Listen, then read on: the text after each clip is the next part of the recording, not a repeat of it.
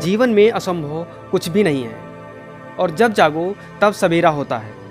अगर आपको यह लगता है कि मैंने बहुत से बुरे काम किए हैं और अब इन गलत कामों को सुधारने के लिए कोई भी विकल्प नहीं है, तो आपको गौतम बुद्ध के जीवन की एक कहानी अवश्य सुननी चाहिए। एक दिन वह श्रावस्ती के एक गांव में भिक्षाटन के लिए पहुंचते हैं। जब गांव में प्रवेश करते हैं तो देखते हैं कि पूरे गांव में सन्नाटा छाया हुआ है। दूर दूर तक कोई व्यक्ति नजर नहीं आ रहा था। बुद्ध उस गांव के पहले द्वार पर जाते हैं और कहते हैं कि भिक्षाम देहि, परंतु भीतर से बाहर कोई नहीं आता। बुद्ध दूसरे द्वार पर जाते हैं परंतु कोई दरवाजा नहीं खोलता है। बुद्ध अगले द्वार पर जाते हैं परंतु उस द्वार से भी कोई व्यक्ति बाहर नहीं आता है।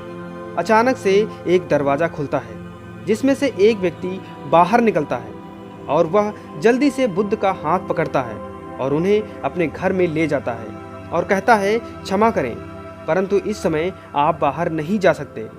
उंगलीमाल को श्रावस्ती की सीमा पर देखा गया है। सभी गांव वाले डर के मारे अपने अपने घरों की खिड़कियां दरवाजे बंद करके बैठे हुए हैं। बुद्ध उस व्यक्ति से पूछते हैं, कौन है यह उंगलीमाल और उससे इतना भय क्यों है? व्यक्ति कहता है, उंगलीमाल एक राक्षस है। उसे जो भी मनुष्य मिलता है, यहाँ तक कि सन्यासी को भी नहीं छोड़ता। बुद्ध उस व्यक्ति से पूछते हैं, क्या वह यह सब धन के लालच में करता है? नहीं, उसे धन का कोई लालच नहीं है। वह गुजरने वाले सभी मनुष्य पर वार करता है और उसकी उंगली काट कर अपने गले की माला बनाता है। इसीलिए उसका नाम उंगलीमाल पड़ गया है।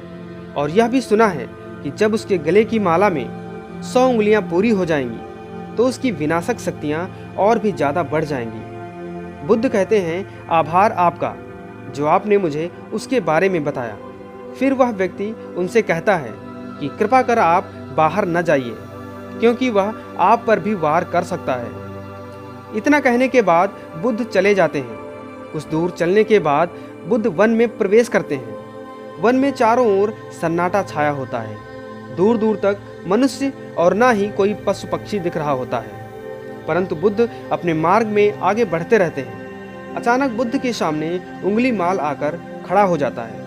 उसका रूप इतना डरावना होता है कि कोई भी व्यक्ति उसे देखकर भयभीत हो जाए। उसके गले में उंगलियों की माला होती है। चेहरा और हाथ रक्त से सने होते हैं। उसका रूप इतना भयानक होता है कि किसी भी साधारण व्यक्ति के प्राण तो देखते ही निकल जाएं, परंतु बुद्ध पर उसके डरावने रूप का कोई भी असर नहीं होता है। बुद्ध कुछ क्षण तक एक शांत मुस्कुराहट के साथ उंगलीमाल की तरफ देखते हैं और फिर उसकी बगल से निकलकर अपने मार्ग में आगे बढ़ जाते हैं। बुद्ध को ऐसा करते देख उंगलीमाल को यह समझ नहीं आता कि उसके साथ यह क्या हो रहा है। वह मन ही मन सोचता है कि मुझे देखकर लोग या तो भाग जाते हैं या तो मुझे देखकर ही मर जाते हैं या फिर मुझसे अपने प्राणों के लिए भीख मांगने लगते हैं। मैंने कई सन्यासियों को भी मारा है, परंतु मैंने आज तक कोई ऐसा व्यक्ति नहीं देखा जो मुझे नज़रअंदाज करके अपने मार्ग में आगे बढ़ जाए। या तो इसने मुझ पर ध्यान नहीं दिया होगा या फिर हो सकता है कि यह देख ही नहीं सकता हो, परंतु मुझे इससे क्या, मुझे तो अपनी उंगलियों की माला पूरी करनी है। उंगलीमाल बुद्ध को आवाज़ लगाता है, ए साधु रुक जा। फिर भी बुद्ध उंगलीमाल को नज़रअंदाज करते हैं और अपने मार्ग में आगे बढ़ते रहते हैं। उंगलीमाल और ज़्यादा क्रोध भरकर बुद्ध जी को आवाज़ लगाता है कि साधु रुक जा। फिर भी बुद्ध उंगलीमाल को फिर से नज़रअंदाज करते हैं और अपने मार्ग में आगे बढ़ते रहते हैं। उंगलीमाल तीसरी बार बहुत ही ज़्यादा क्रोध में भरकर आवाज़ लगाता है कि साधु रुक जा। फिर बुद्ध जी रुकते हैं।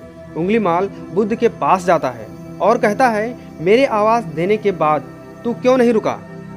बुद्ध कहते हैं, मैं तो बहुत पहले ही रुका हूँ, तुम ही चलते जा रहे हो। उंगलीमाल यह समझ नहीं पाया कि बुद्ध क्या कह रहे हैं, परंतु वह इतना जरूर समझ जाता है कि सामने खड़ा व्यक्ति उससे थोड़ा भी नहीं डर रहा है।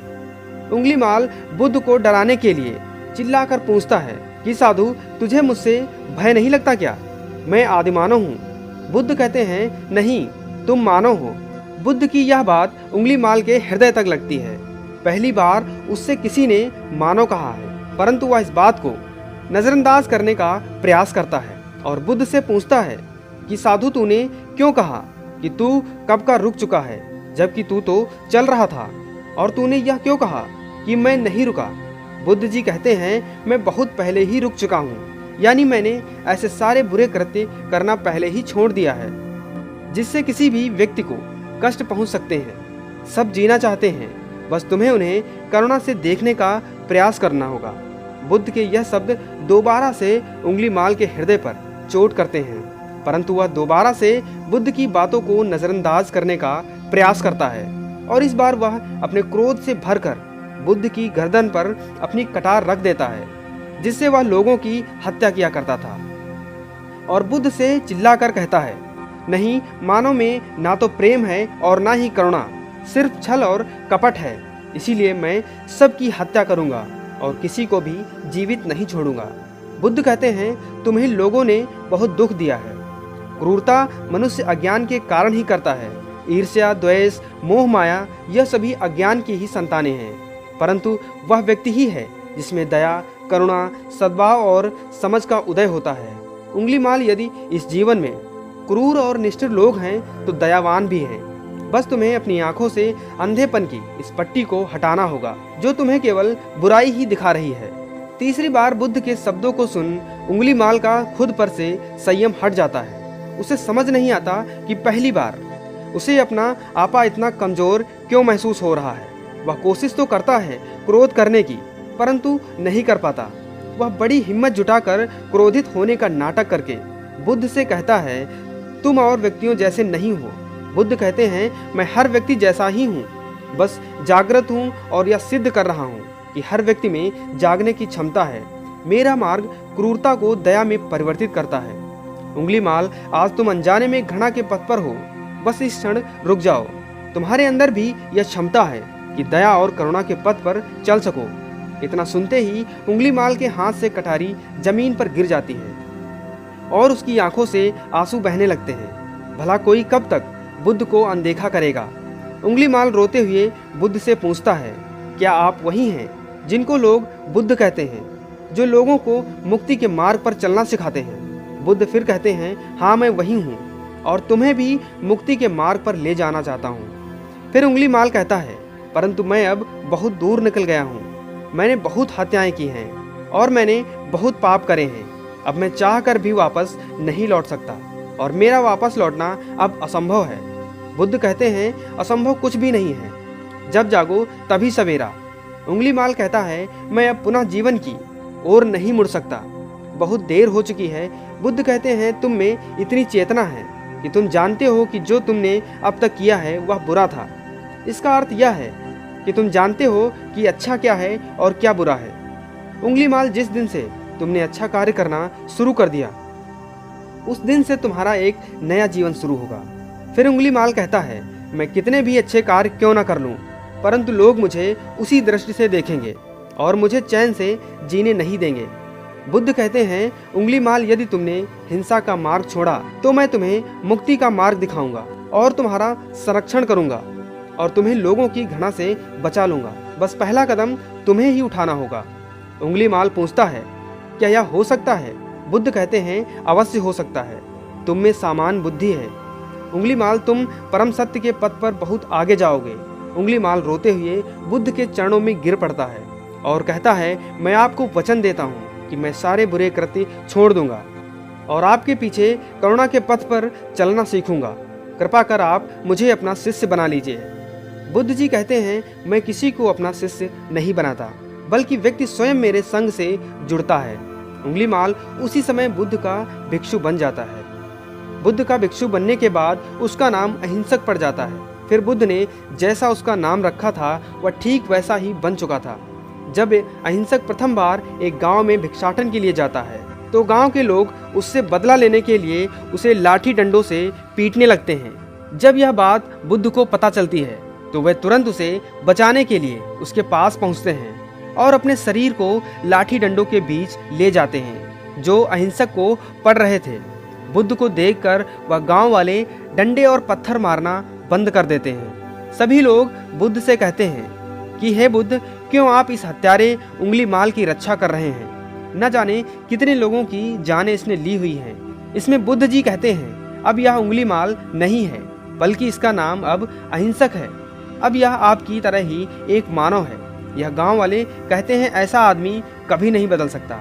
बुद्ध जी कहते हैं यह बदल चुका है, बस आप सब लोग इसे अपनी पुरानी दृष्टि से देख रहे हैं। यदि यह उंगली माल होता तो क्या आप में से किसी में भी इतना साहस या बल होता कि कोई इसे एक उंगली भी लगा सके? या आपका हर वार खाता रहा? और क्या इसने आप पर पलटकर वार किया? नहीं ना। क्या यह परिवर्तन आपको नहीं दिखा?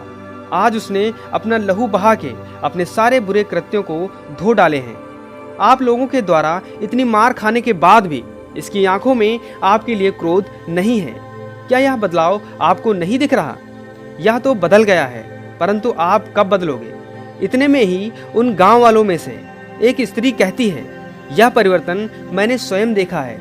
वह स्त्री गांव वालों से कहती है, आप में से कौन ऐसा है जो दूसरों के दुखों में दुखी हो और दूसरों की पीड़ा सहन ना हो तो उसे हर प्रकार की सहायता प्रदान करे? और ऐसा इस भिक्षु ने किया है। 2 दिन पहले एक व्यापारी अपनी पत्नी को लेकर जा रहा था और उसकी पत्नी प्रसव पीड़ा से व्याकुल थी। तब मैं पास से ही गुजर रही थी, इसलिए मैं भी दौड़ी दौड़ी गई। उस स्त्री की पीड़ा बढ़ती जा रही थी और घना जंगल होने के कारण उसे कहीं ले जाया भी नहीं जा सकता था। तभी यह भिक्षु वहां आ पहुंचा और उसने मुझसे पूछा कि क्या हुआ है बहन? मैंने इसे बताया कि यह स्त्री प्रसव पीड़ा में है और इस घने वन में हम कुछ नहीं कर पा रहे हैं। कब तक यह कष्ट भोगेगी? कहीं इसकी और इसके बच्चे के प्राण ना निकल जाएं। इस भिक्षु ने मुझसे कहा कि ऐसा नहीं होगा, मैं अभी अपने गुरु के पास जाऊंगा, वह अवश्य ही कोई मार्ग दिखाएंगे। इतना कहकर यह भिक्षु दौड़कर वहां से चला गया। बुद्ध कहते हैं कि फिर व्यथित हो अहिंसक मेरे समक्ष आया और मेरे पैरों में गिरकर मुझसे कहने लगा कि बुद्ध, एक स्त्री गहन प्रसव पीड़ा में है और उसकी पीड़ा बढ़ती जा रही है, कहीं माँ और बच्चे को कुछ ना हो जाए। यह सब सुनकर बुद्ध ने कहा, दौड़कर जाओ और उससे कहो, बहन, जिस दिन से मेरा जन्म हुआ है मैंने जानबूझकर किसी भी प्राणी को कष्ट नहीं पहुंचाया है। मेरे सत्कर्म तुम्हारा सुरक्षा कवच बने और आपकी और आपके शिशु की रक्षा करें। अहिंसक ने मुझसे कहा, परंतु यह तो अशुद्ध होगा। बुद्ध, सत्य तो यह है कि मैंने आज तक बहुत से प्राणियों को कष्ट पहुंचाया है। यदि मैंने ऐसा कहा तो वह माता और शिशु उसी क्षण प्राण त्याग देंगे। फिर बुद्ध जी ने कहा, तो तुरंत जाओ और उस स्त्री से कहो कि बहन, जिस दिन से मेरा नया जन्म हुआ है मैंने सभी बुरे कृत्यों को त्याग दिया है और उस दिन से मैंने किसी भी प्राणी को कष्ट नहीं पहुंचाया है और मेरे सत्कर्म आपका सुरक्षा कवच बने, आपकी और आपके शिशु की रक्षा करें। अहिंसक ने बुद्ध से पूछा कि क्या मेरे सत्कर्म उन्हें बचा लेंगे? बुद्ध ने कहा कि अवश्य, यह तुम्हारी अपनी कमाई है, या तो तुम इसे अपने लिए बचा कर रखो या फिर किसी पराये पर खर्च कर दो। अपने कमाए सत्कर्म को किसी पराये पर निछावर करने से पहले अहिंसक ने एक क्षण भी नहीं सोचा और वह उसी समय उस स्त्री और उसके शिशु की जान बचाने के लिए वहां से चला आया। वह स्त्री कहती है कि हाँ, यह भिक्षु दौड़कर वहां आया और अभी भी वह स्त्री गहन पीड़ा से जूझ रही थी।